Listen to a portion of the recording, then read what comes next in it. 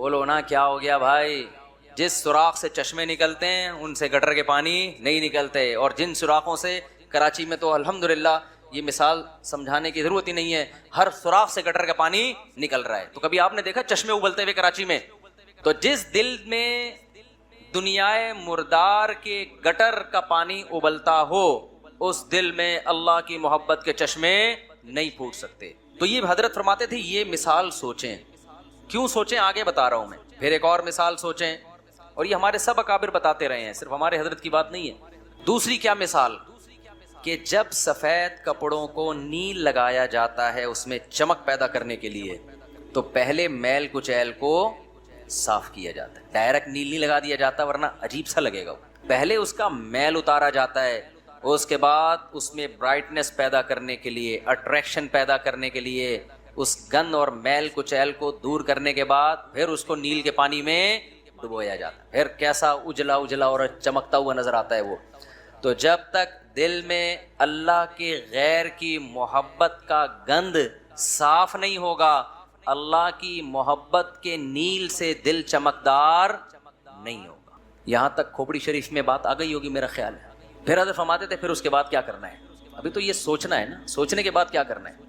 پھر اس کے بعد قبلہ رخ بیٹھ کے لا الہ الا اللہ کی ضرب لگانی ہے۔ آپ لوگ یہ کام نہ شروع کر دیں، وجہ میں بتاؤں گا آخر میں۔ لا الہ کرتے ہوئے کیا کرنا ہے؟ دائیں طرف سر کو لے کے جانا ہے، اور توجہ یہ کرنی ہے کہ دل سے لا الہ کا مطلب کوئی معبود نہیں، کوئی محبوب نہیں، کوئی بھی نہیں ہے۔ دل سے کیا کرنا ہے؟ سب کو نکال کے باہر الا اللہ، پھر واپس گردن کو لانا ہے اور دل پہ چوٹ مارنی ہے، کس کی؟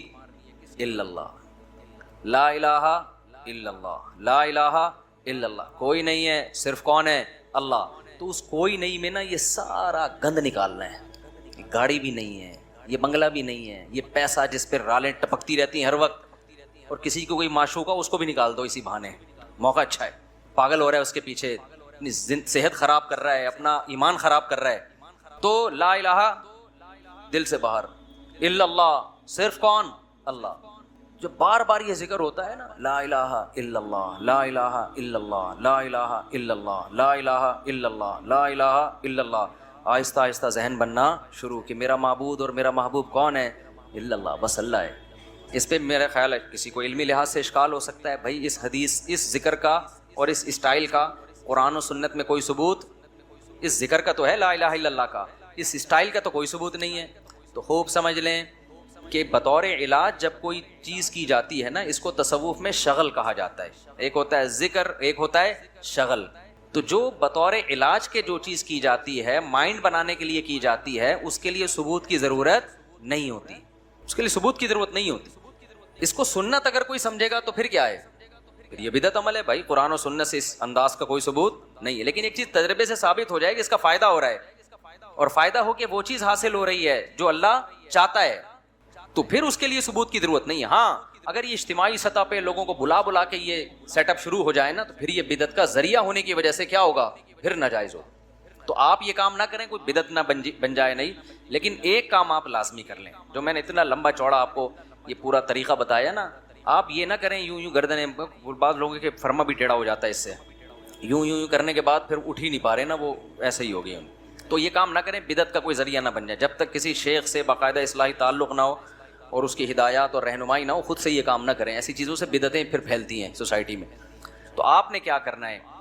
اللہ سے تعلق بحال کرنا ہے نا، تو اس کے لیے میں طریقے بتا رہا ہوں آپ کو۔ روزانہ صبح اور شام میں لا الہ الا اللہ کے ذکر کا معمول بنانا ہے۔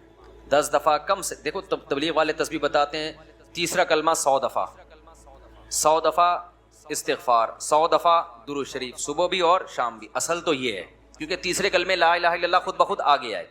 میں اس سے بھی آسان پیکج بتا رہا ہوں، اصل تو وہ ہے جو تبلیغ والے بتاتے ہیں، میں کیا بتا رہا ہوں اس سے بھی کہ یار وہ نہیں ہوتا تو لا الہ الا اللہ ہی بیچ میں سے نکال لو نا، اسی کا وظیفہ پڑھ لو، اسی کو پابندی سے پڑھ لو۔ تو جتنے یہاں مرد اور خواتین آج بیان سننے کے لیے آئے ہیں، آج سے عزم کریں کہ ہم نے روزانہ کم سے کم 100 مرتبہ صبح اور 100 مرتبہ شام لا الہ الا اللہ کا ورد کرنا ہے۔ اچھا، ذکر میں اصل یہ ہے کہ آہستہ آواز سے کیا جائے، جہرن ذکر کو شریعت نے پسند نہیں کیا، لیکن اگر دل لگانے کے لیے معنی اور مفہوم کو کا تصور دماغ میں بٹھانے کے لیے کوئی ہلکی آواز سے جہر کر لیتا ہے، ہلکی آواز سے، بہت شور شرابہ نہ ہو، تو اس میں بھی کوئی حرج نہیں ہے۔ تو آپ نے کیا کرنا ہے، یہ دو مثالیں صبح سوچنی ہے، صبح کے وقت کر لیں اور شام کے وقت کر لیں۔ بیٹھیں قبلہ رخ ہو کے، 10 دفعہ استغفار اپنے گناہوں کو یاد کر کے، 10 دفعہ درود شریف پڑھ لیا، اس کے بعد ہلکی آواز میں لا الہ، مزے لے لے کے ذکر کرنا ہے، ترخانہ نہیں ہے۔ 100 دفعہ نہیں ہو رہا نا، 50 دفعہ کر لو۔ وہ کام جو تھوڑا ہو پابندی کے ساتھ ہو، اللہ کو زیادہ محبوب ہے اس کام سے جو بہت زیادہ ہو لیکن اس کی پابندی نہ ہو۔ تو کیا کرنا ہے، ہلکی آواز سے لا الہ الا اللہ، لا الہ الا اللہ، اور تصور کوئی نہیں ہے۔ لا الہ کا مطلب، اللہ قرآن میں کہتے ہیں افرأیت من اتخذ الہہ ہواہ، تم نے ایسے لوگ دیکھے جن کا معبود ان کی خواہشات ہیں، خواہشات کو اپنا خدا بنایا ہوا ہے۔ تو لا الہ میں آپ نے کیا تصور، میری خواہشات میرا خدا، جس کے دل میں بھی، وہ ہر آدمی کو پتا ہے مجھے کس سے زیادہ عشق چڑھا ہوا ہے آج، گاڑی سے زیادہ ہے، بنگلے سے زیادہ ہے، بحریہ ٹاؤن سے زیادہ ہے، یہ کس سے ہے، جو گھسا ہوا ہے نا دل کے اندر۔ کسی کو کسی چیز سے ہوتا ہے، کسی کوئی، یہ جو عاشق ہوتے ہیں نا جن کو حرام عشق ہو جاتے ہیں، ان کو کہا جاتا ہے اس محبوبہ کا تصور کر کے دماغ سے نکالو جو حرام عشق ہے۔ سمجھتے ہو کہ نہیں سمجھتے؟ تو آج سے یہ وعدہ کرتے ہیں کہ نہیں کرتے؟ 10 دفعہ استغفار، 10 دفعہ درود شریف۔ پھر یہ مثال بھی سوچنی ہے کہ جب تک جھاڑیاں صاف نہ کی جائیں، پھول بوٹے اس کھیتی میں پیدا نہیں ہوتے۔ تو میں نے بھی جب تک یہ گند اپنے دل سے نہیں نکالوں گا نا، اس وقت اللہ کی محبت کے چشمے نہیں پھوٹیں گے۔ اسی نیت سے کہتا ہوں لا الہ کوئی نہیں ہے الا اللہ، صرف کون ہے، خدا کی قسم لا الہ الا اللہ اگر آپ نے چند مہینے کر لیا، اتنا فائدہ ہوگا کہ آپ کی زندگی تبدیل ہو جائے گی۔ اور جتنے نفسیاتی ڈاکٹر جو آپ کو مختلف قسم کی ڈپریشنوں کے علاج بتا رہے ہیں نا، سارے فیل ہیں اس کے سامنے، لیکن شیطان کرنے نہیں دیتا کام۔ 2 دن کریں گے صوفی بن کے بیٹھ جائیں گے، اس کے بعد اب یہ تو ایسی کچھ فائدہ تو ہو نہیں رہا۔ چھوڑو یار، اللہ کا نام لینے کی توفیق تو مل رہی ہے نا، فائدے کو مت دیکھو، یہ نہیں دیکھنا کہ فائدہ ہو رہا ہے کہ نہیں ہو، بس نام بھی اللہ کا لینے کی توفیق مل گئی تو یہ فائدہ بھی بہت ہے، لیکن ہوگا فائدہ انشاءاللہ۔ ایک کام یہ کرنا ہے پوری زندگی پابندی کے ساتھ، اور اگر کسی سے بیٹھا نہیں جاتا، بعض لوگ ایسے ہیں کہ ان کے اسپرنگ لگے ہوئے ہیں، وہ ایک جگہ بیٹھ ہی نہیں سکتے، جہاں بیٹھیں گے اسپرنگ ان کو اٹھا کے دوسری جگہ لے جائے گا، وہاں بیٹھیں گے اسپرنگ اٹھا کے ان کو تیسری جگہ لے جائے گا، وہ بیٹھ ہی نہیں سکتے۔ تو چلتے پھرتے کر لو یار، جس طرح آپ کا دل لگ رہا ہے، آپ کا دماغ معنی اور مفہوم کی طرف جا رہا ہے، اس طرح کر لو۔ سمجھتے ہو کہ نہیں سمجھتے؟ نہیں بیٹھا جا رہا، چلتے ہوئے کر لو، ڈرائیونگ کے دوران کر لو، لیکن ترجمہ اور مفہوم سوچ کے یہ ذکر کرنا ہے۔ سمجھتے ہو؟ دوسرا کام، اللہ سے تعلق بحال کرنے کے لیے روزانہ ایک ٹائم دعا مانگنے کا معمول بناؤ۔ اللہ سے گڑ گڑا کے دعا مانگا کرو، دل لگے یا نہ لگے۔ باتیں کرنا سیکھو۔ لوگ کہتے ہیں ہمارے پاس الفاظ ہی نہیں ہوتے دعا کے، آ جائیں گے آہستہ آہستہ، جب کرتے رہو گے نا الفاظ بھی اللہ سکھا دے گا۔ آدم علیہ السلام نے جب توبہ کی ہے، قرآن سے پتہ چلتا ہے ان کے پاس الفاظ نہیں تھے کہ اللہ سے کیسے توبہ کروں میں، پریشان تھے، توبہ کے الفاظ نہیں تھے۔ قرآن کہتا ہے فَتَلَقَّى آدَمُ مِن رَبِّهِ، رب نے آدم کو سکھائے الفاظ کہ یہ الفاظ سے دعا مانگو۔ تو جب آپ اللہ کے سامنے گڑ گڑاؤ گے تو انشاءاللہ اللہ آپ کو الفاظ بھی سکھاتا رہے گا۔ دعا ہی میں ایک اور کام کرو، ایک کتاب آتی ہے مناجات مقبولہ، کیا نام ہے کتاب کا؟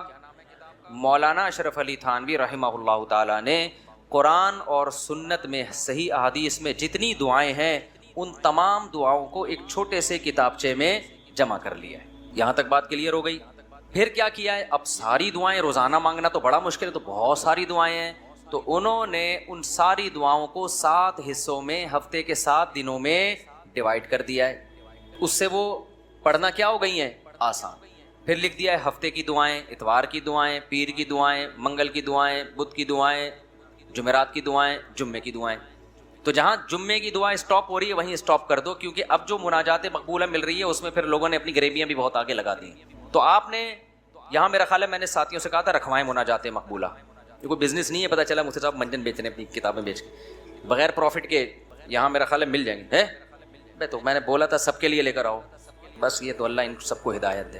کل سے میں چیخ رہا ہوں کہ لوگ زیادہ ہوں گے، مناجات مقبولہ بہت زیادہ تعداد میں ہونی چاہیے تاکہ سب لوگ خریدیں۔ جی چلیں، آپ یہاں 150 ہوں گے اعتکاف والوں کے لیے، لیکن کسی کو فری پھوکٹ میں نہیں دینا ہے۔ فری والا کام ہمیشہ اس کا کوئی فائدہ نہیں ہوتا، پیسے خرچ کر کے لینی ہے، کوئی پروفٹ نہیں ہے۔ باقی لوگ بنوری ٹاؤن سے بھی ملتی ہے، ہر جگہ سے مل جاتی ہے، ٹھیک ہے نا. وہ کتاب خواتین بھی رکھیں، مرد حضرات بھی گھر میں رکھیں. اس سے فائدہ کیا ہوگا؟ ویسے الگ سے بھی دعا ہاتھ اٹھا کے اخپل طریقے سے مانگیں، رٹے رٹے الفاظ نہ ہو، آپ کے اپنے الفاظ ہوں. اور دوسرا، اس دعا کو بھی روزانہ پڑھنے کا معمول بنائیں. اس سے فائدہ کیا ہوگا؟ اس میں قرآن و سنت کی جتنی دعائیں، پیغمبروں کی دعائیں ہیں، اللہ نے جو دعائیں ہمیں خود سکھائی ہیں، وہ ساری ایک ہفتے میں آپ مانگ لو گے. تو یہ کوئی کم فضیلت ہے؟ بہت بڑی فضیلت ہے. اور پھر ایک اور خاندانی فائدہ ہوگا، جب آپ وہ پابندی سے پڑھنے کا معمول بناؤ گے نا، تو 6-7 مہینے، سال کے بعد جا کے وہ ساری دعائیں آپ کو یاد ہونا. ایک وقت آئے گا آپ کے سینے میں دعاؤں کا بہت بڑا ذخیرہ ہوگا. تو معمول بناؤ گے کہ نہیں بناؤ گے؟ مناجات مقبولہ خریدیں. اس کا یہ مطلب نہیں کہ الگ سے دعائیں نہیں، وہ الگ سے مانگنی ہے. کتنے کام ہو گئے؟ 3 کام. چوتھا کام دعا، وہ تو میں پہلے بتا چکا ہوں، یہ تیسرے کام میں آ گیا. چوتھا کام آپ نے کیا کرنا ہے؟ روزانہ کم سے کم 1 پارے کی تلاوت کرنی ہے. موبائل سے جان چھوٹے گی نا، لوگ کہتے ہیں پھر بھائی سارا دن موبائل میں لگے رہتے ہیں، تو موبائل نہیں ہو تو کیا کریں؟ تو یہ کام کریں گے تو پھر تھوڑا بہت موبائل کے لیے وقت بھی آپ کو مل جائے گا. تو پہلے اپنے آپ کو اچھے کام میں بزی تو کریں نا. تو کیا کرنا ہے؟ روزانہ 1 پارہ قرآن کی تلاوت. اگر آپ اٹک اٹک کے پڑھتے ہیں، 1 پارہ پڑھنا بہت مشکل ہے، تو ٹائم کر لیں آپ کہ میں روزانہ آدھا گھنٹہ قرآن مجید کی تلاوت کروں گا. یہ بھی مشکل لگ رہا ہے تو زیادہ فنٹر بننے کی ضرورت نہیں ہے، آپ کہیں 25 منٹ کروں گا. یہ بھی مشکل لگ رہا ہے تو کوئی بات نہیں، 20 منٹ پہ لے آئیں. یہ بھی مشکل لگ رہا ہے 15 منٹ پہ لے آئیں. یہ بھی مشکل لگ رہا ہے آپ بولیں صرف 10 منٹ میں تلاوت کروں. کوئی ٹینشن کی زیادہ کے چکر میں نہ پڑیں. شیطان کیا کہتا ہے؟ تو بہت نیک آدمی، یہ 10 منٹ سے کیا ہوتا ہے؟ سارا مسئلہ یہاں سے خراب ہوتا ہے. آپ 10 منٹ بیٹھ جاؤ قرآن لے کے. وہ 10 منٹ جو پابندی کے ساتھ ہو، اس 2-3 گھنٹے کی تلاوت سے بہتر ہے جس میں 2 دن بہت بڑا ولی اللہ بنا ہوا ہے، اس کے بعد مارکیٹ سے شارٹ ہو گیا. آئی بات سمجھ میں؟ تو روزانہ کیا کرنا ہے؟ تلاوت کا معمول بنانا ہے. کتنے کام ہو گئے؟ 4.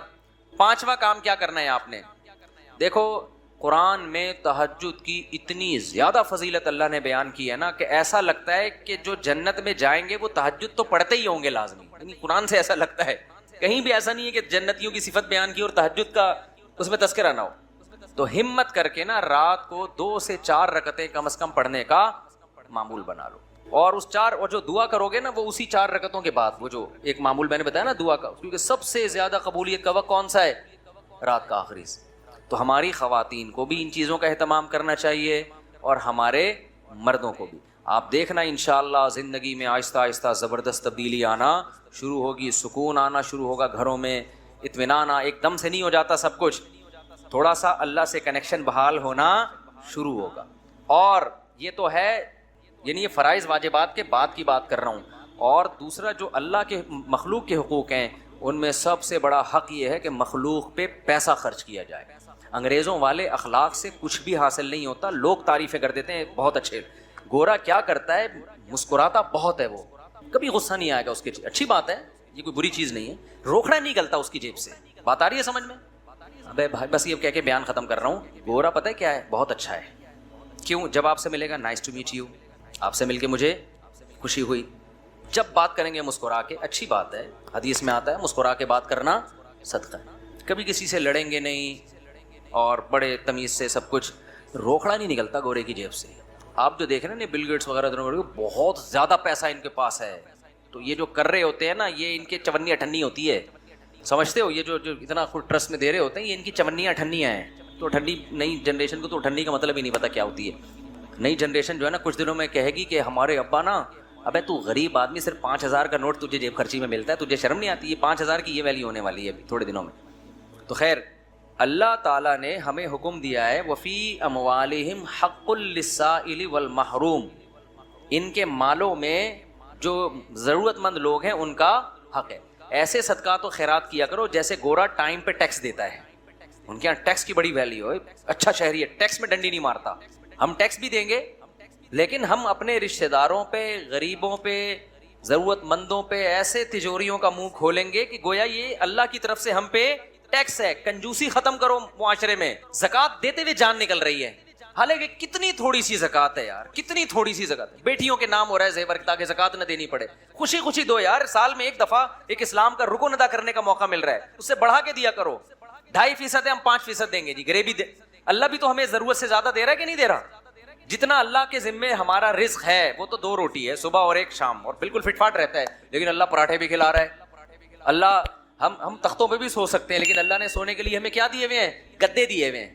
ہر چیز ہمیں اللہ نے, ایک جوڑا ہمارا گزارے کے لیے کافی ہے جو سطر کو ڈھانپ لے, لیکن پیٹیاں کھولو پوٹلوں کے پوٹلے نکل کے گریں گے نیچے.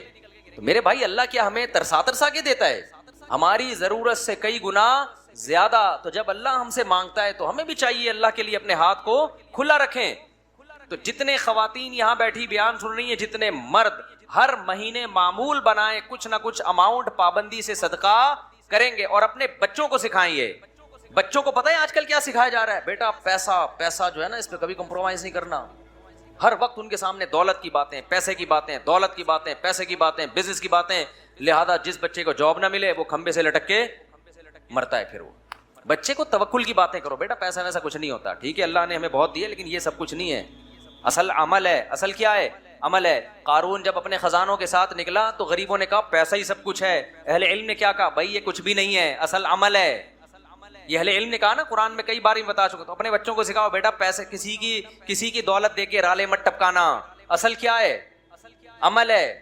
صدقہ خیرات, یہ پیسے والا اگر صدقہ خیرات کرتا ہے تو بہت اچھا, نہیں کرتا تو بیٹا یہ پیسہ وبال جان ہے. تو بچپن سے ان کو عیدیاں دیا کرو, تو ان کو بولا کرو کہ کچھ صدقہ کرو اس میں سے. ہماری حضرت تو فرمایا کرتے تھے جب فقیر کو پیسہ دینا ہو نا, بچے کے ہاتھ سے دلواؤ, تم دے کر آؤ جا کے, تاکہ اس کو پیسہ دینے کی عادت پڑے. اپنے بچوں کے سامنے اپنی بہنوں پہ خرچ کیا کرو, اپنے رشتہ داروں پہ خرچ کیا کرو, تاکہ ان کو بھی بڑے ہو کر عادت پڑے کہ ہم نے بھی کیا کرنا ہے, اپنے بہن بھائیوں پہ خرچ کرنا ہے. ابا مر رہا ہوتا ہے, وصیت کر رہا ہوتا ہے میری بیٹیوں کا خیال کرنا, اگلا بول رہا تھا تو نے کون سا اپنی بہنوں کا خیال کیا کبھی زندگی میں؟ دادا یہی حسرتیں لے کے دنیا, ان کی بہنوں کی تو وراثتیں کھا کے بیٹھا ہوا ہے ابا ہمارا, پھوپھیوں کی وراثتیں کھا کے, ہوتا ہے نا ابا نے سارا وہ اسی سے تو چل رہا ہے. تو بھائی دل بڑا کرو گے تو اللہ بھی کیا کرے گا, ہاتھ اپنے بڑے. اور دل کنجوس کرو گے نا, بچا بچا کے گلک لا کے دیے ہوئے بچوں کو, گلک میں میرے اللہ کا بڑا فضل ہے, جب میں بچپن میں گلک رکھتا تھا نا تو مجھ سے 2-4 دن تک چلا ہی نہیں جاتا تھا وہ. اس کے بعد لات مار کے توڑتا تھا, بھائی جا کلفی کھا, آئس کریم کھا. یار ہم جاتے تھے ٹافیاں کھا رہے ہوتے تھے اور پتہ نہیں کون سی چھالیاں اور سوف, ہم سے ہوا ہی نہیں یہ کام, اللہ نے بچایا ہمیں اس لعنت سے. اب گلک یار ایک ٹینشن ہے بھائی, مجھے کلفی کھانے کا بھی دل چل رہا ہے, دل چاہ رہا ہے, اور پیسے میں چمنی کس میں ڈال رہا ہوں, گلک میں. ٹینشن ہے یار, کھاؤ, کل کس نے دیکھی ہے. اسراف نہ کرواؤ کہ بھیک مانگ مانگ کے کھانا شروع کر دے لوگوں سے. لیکن بچوں کا دل کیا کرو, جب عیدیاں دیا کرو بیٹا بھائیوں کو بھی کھلانا, باہر دوستوں کو بھی کھلانے والا بن, کھانے والے دنیا میں بہت ہیں, پھوڑنے والے کیا ہیں, بہت ہیں, کھلانے والے کم ہیں. اللہ کی عادت کھانا ہے یا کھلانا ہے؟ تو اللہ کو پسند بھی کون ہے؟ کھلانے والے. اور خوب سمجھ لو, زیادہ سے زیادہ غریب ہو جاؤ گے نا. لوگ کہتے ہیں بھائی غریب نہ ہو جائیں, حدیث میں آتا ہے سب سے بہتر صدقہ وہ ہے تأمل الغنا و تخش الفقر, جس صدقے میں تمہیں ڈر لگے کہ کل میں غریب نہ ہو جاؤں, اور صدقہ نہ کرنے میں امیدیں ہوں کہ مالدار ہو جاؤں گا. اس کنڈیشن میں جو صدقہ کیا جائے گا وہ کیا ہے؟ سب سے بہتر. تو ایسا نہ ہو کہ حاتم تائی کی قبر پہ جا کے لات مار دیں اور سب چیریٹی کر کے کل بھیک مانگنے آئے مجھ سے چندہ. تو میں تو موٹیویشن کے لیے کہہ رہا ہوں, لیکن جو کنجوسی مارکیٹ میں چل رہی ہے وہ مسلمانوں کا کلچر نہیں ہے, یہ ہم لوگوں نے غیر مسلموں سے سیکھی ہیں یہ چیزیں. نہ وہ تو بیوی پہ خرچ کر رہے ہیں, نہ وہ اولاد پہ خرچ کر رہے ہیں, وہ تو 2 بچے پیدا کم بخت اس لیے کر رہے ہیں 2 سے زیادہ نہ ہو کہ خرچ نہ کرنا پڑ جائے ان کے اوپر. تو جس کم بخت کی یہ سوچو کہ اپنی اولاد کے لیے, اولاد پیدا کرنے کے لیے تیار نہ ہو کہ خرچ کرنا پڑے گا, ان سے کیا سخاوت کی امیدیں لگاؤ گے بھائی آپ؟ وہ آپ کو سخاوت سکھائیں گے. خرچ کرنے کا سب سے بہترین محل تو ماں باپ اور اولاد ہیں, انہی کے لیے تو انسان کماتا ہے. کوئی بات نہیں, پیدا ہوں گے کھلائیں گے, کوئی بات نہیں. اور بچے کہیں نا کہ ابا کھانے کو روٹی نہیں ہے, بیٹا روٹی ضروری نہیں ہے, اللہ پیٹ ضرورت کا. ہمارے نبی کو تو 40 دن روٹی نہیں ملتی تھی. کوئی ضروری نہیں ہے, جتنی ضروری ہے اتنی اللہ دے دیتا ہے, باقی اللہ زیادہ دے رہا ہے تو شکر ادا کرو, نہیں دے رہا تو کیا کرو. آج لوگ کہتے ہیں غربت کی وجہ سے نا لوگ ڈپریشن میں جا رہے ہیں, خودکشیاں ہو رہی ہیں. بھائی غربت کی وجہ سے نہیں, تربیت نہ ہونے کی وجہ سے ہو رہا ہے یہ. پہلے بھی غریب ہوتے تھے لیکن مائیں سکھاتی تھیں, باپ سکھاتے تھے, بیٹا آج روٹی ہے ٹھیک ہے, اور نہیں ہے تو کیا ہے, صبر کرو. میں ایک واقعہ سنا کے بس بیان کو سمیٹتا ہوں. ایک بزرگ کا واقعہ ہے کہ ان کے پاس نا ایک طالب علم پڑھا کرتا تھا. پہلے زمانے میں کیونکہ وسائل بہت کم ہوتے تھے دینی مدرسوں کے پاس, طلبہ بہت سے بھوک میں پڑھتے تھے. تو ایک طالب علم تھا, وہ اب کبھی مدرسے میں روٹی مل رہی ہے کبھی نہیں مل رہی. تو وہ بزرگ تھے وہ بھی اسی کے ساتھ جب بھوکے رہتے جب روٹی ہے تو ٹھیک ہے, بھوکے نہیں ہے تو کھا لیا, چلو جی روٹی ہے تو کھا لیا. امام ابو یوسف جو امام ابو حنیفہ کے شاگرد ہیں نا, پتہ نہیں کتنے سال انہوں نے صرف دہی اور سوکھی روٹی پہ گزارا کیا ہے, پھر جا کے علم حاصل کیا ہے. اگر اس طرح کے ان کو تربیت دی جاتی کہ کامیاب وہ ہے جو پراٹھے پھوڑ رہا ہے اور یہ کھا رہا ہے, تو ابو یوسف تھوڑی بنتے. پھر وہ قاضی القضاء, اسلامی دنیا کے جو سب سے پہلے مسلمان جج تھے نا, سب سے بڑی آبادی پہ, وہ امام ابو حنیفہ کے شاگرد ابو یوسف رحمۃ اللہ علیہ تھے. تو جب تک دل میں دنیا کے جو گٹر اور دنیا کے محبت کے جو گٹر ابل رہے, اس کو گٹر ہی کہا کرو, دنیا مردار کی محبت کی کیا یہ گٹر ہیں. دنیا مردار کی محبت کے گٹر یہ جب تک بند نہیں ہوں گے, اللہ کی محبت کے چشمے نہیں پھوٹیں گے. ایک ہی سوراخ سے گٹر کا پانی بھی نکل رہا ہو اور چشمہ بھی نکل رہا ہو, کبھی دیکھا آپ نے؟ بولو نا کیا ہو گیا بھائی. جس سوراخ سے چشمے نکلتے ہیں ان سے گٹر کے پانی نہیں نکلتے, اور جن سوراخوں سے کراچی میں تو الحمدللہ یہ مثال سمجھانے کی ضرورت ہی نہیں ہے, ہر سوراخ سے گٹر کا پانی نکل رہا ہے. تو کبھی آپ نے دیکھا چشمے ابلتے ہوئے کراچی میں؟ تو جس دل میں دنیا مردار کے گٹر کا پانی ابلتا ہو, اس دل میں اللہ کی محبت کے چشمے نہیں پھوٹ سکتے. تو یہ حضرت فرماتے تھے یہ مثال سوچیں. کیوں سوچیں آگے بتا رہا ہوں میں. پھر ایک اور مثال سوچیں, اور یہ ہمارے سب اکابر بتاتے رہے ہیں, صرف ہمارے حضرت کی بات نہیں ہے. دوسری کیا مثال, کہ جب سفید کپڑوں کو نیل لگایا جاتا ہے اس میں چمک پیدا کرنے کے لیے, تو پہلے میل کچیل کو صاف کیا جاتا ہے. ڈائریکٹ نیل نہیں لگا دیا جاتا ورنہ عجیب سا لگے گا. پہلے اس کا میل اتارا جاتا ہے, اس کے بعد اس میں برائٹنس پیدا کرنے کے لیے, اٹریکشن پیدا کرنے کے لیے, اس گند اور میل کچیل کو دور کرنے کے بعد پھر اس کو نیل کے پانی میں ڈبویا جاتا ہے. پھر کیسا اجلا اجلا اور چمکتا ہوا نظر آتا ہے وہ. تو جب تک دل میں اللہ کے غیر کی محبت کا گند صاف نہیں ہوگا, اللہ کی محبت کے نیل سے دل چمکدار, یہاں تک کھوپڑی شریف میں بات آ گئی ہوگی میرا خیال ہے. پھر حضرت فرماتے تھے پھر اس کے بعد کیا کرنا ہے. ابھی تو یہ سوچنا ہے نا, سوچنے کے بعد کیا کرنا ہے. پھر اس کے بعد قبلہ رخ بیٹھ کے لا الہ الا اللہ کی ضرب لگانی ہے. آپ لوگ یہ کام نہ شروع کر دیں, وجہ میں بتاؤں گا آخر میں. لا الہ کرتے ہوئے کیا کرنا ہے, دائیں طرف سر کو لے کے جانا ہے, اور توجہ یہ کرنی ہے کہ دل سے لا الہ کا مطلب کوئی معبود نہیں, کوئی محبوب نہیں, کوئی بھی نہیں ہے. دل سے کیا کرنا ہے, سب کو نکال کے باہر الا اللہ. پھر واپس گردن کو لانا ہے اور دل پہ چوٹ مارنی ہے, کس کی؟ الا اللہ. لا الہ الا اللہ, لا الہ الا اللہ. کوئی نہیں ہے, صرف کون ہے؟ اللہ. تو اس کوئی نہیں میں نا یہ سارا گند نکالنا ہے. گاڑی بھی نہیں ہے, یہ بنگلہ بھی نہیں ہے, یہ پیسہ جس پہ رالیں ٹپکتی رہتی ہیں ہر وقت, اور کسی کو کوئی معشوق ہو اس کو بھی نکال دو اسی بہانے, موقع اچھا ہے. پاگل ہو رہا ہے اس کے پیچھے, اپنی صحت خراب کر رہا ہے, اپنا ایمان خراب کر رہا ہے. تو لا الہ دل سے باہر, الا اللہ صرف کون؟ اللہ. جو بار بار یہ ذکر ہوتا ہے نا, لا الہ الا اللہ, لا الہ الا اللہ, لا الہ الا اللہ, لا الہ الا اللہ, لا الہ الا اللہ, آہستہ آہستہ ذہن بننا شروع کہ میرا معبود اور میرا محبوب کون ہے؟ الا اللہ, بس اللہ ہے. اس پہ میرا خیال ہے کسی کو علمی لحاظ سے اشکال ہو سکتا ہے, بھائی اس حدیث, اس ذکر کا اور اس اسٹائل کا قرآن و سنت میں کوئی ثبوت, اس ذکر کا تو ہے لا الہ الا اللہ کا, اس اسٹائل کا تو کوئی ثبوت نہیں ہے. تو خوب سمجھ لیں کہ بطور علاج جب کوئی چیز کی جاتی ہے نا, اس کو تصوف میں شغل کہا جاتا ہے. ایک ہوتا ہے ذکر, ایک ہوتا ہے شغل. تو جو بطور علاج کے جو چیز کی جاتی ہے, مائنڈ بنانے کے لیے کی جاتی ہے, اس کے لیے ثبوت کی ضرورت نہیں ہوتی, اس کے لیے ثبوت کی ضرورت نہیں ہوتی. اس کو سنت اگر کوئی سمجھے گا تو پھر کیا ہے, یہ بدعت عمل ہے. بھائی قرآن و سنت سے اس انداز کا کوئی ثبوت نہیں ہے, لیکن ایک چیز تجربے سے ثابت ہو جائے کہ اس کا فائدہ ہو رہا ہے, اور فائدہ ہو کہ وہ چیز حاصل ہو رہی ہے جو اللہ چاہتا ہے, تو پھر اس کے لیے ثبوت کی ضرورت نہیں ہے. ہاں اگر یہ اجتماعی سطح پہ لوگوں کو بلا بلا کے یہ سیٹ اپ شروع ہو جائے نا, تو پھر یہ بدعت کا ذریعہ ہونے کی وجہ سے کیا ہوگا, پھر ناجائز ہو.